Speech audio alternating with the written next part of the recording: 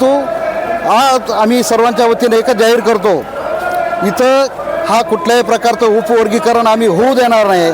कारण जेव्हा जेव्हा हे भाजप प्रणित सरकार येतं तेव्हा तेव्हा आरक्षणाला आणि इथल्या संविधानाला नख लावण्याचं काम हे भाजप प्रणित सरकार, हे भाजपचं सरकार करत असतं. मग ते पूर्वीचं अटल बिहारी वाजपेयीचं सरकार असो किंवा आत्ताचं फडणवीस किंवा मोदींचं सरकार असो, जेव्हा जेव्हा ह्या लोकांचं भाजपचं सरकार आलेलं आहे त्या वेळेला संविधानावर घाला घालण्याचं काम हे लोक करत आहेत. आणि आमच्या काही लोकांना काही थोड्याशा भांडगोळांना हाताशी धरून हे सगळे प्रकार केले जात आहेत. त्याला आम्ही मात्र छेद देण्याचं काम इथं करू. त्यांना आम्ही हाणून, त्यांची जे काही कृती आहे त्यांची आम्ही हाणून पाडू.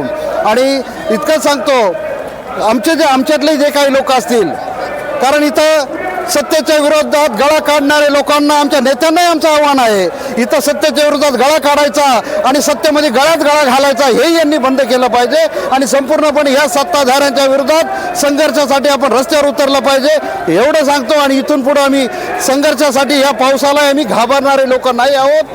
कारण आम्ही तुफानातले दिवे आहेत. वादळ वारा, ऊन पाऊस, वादळ वारा, कोणी नामाशिवे तुफानातले दिवे, आम्ही तुफानातले दिवे.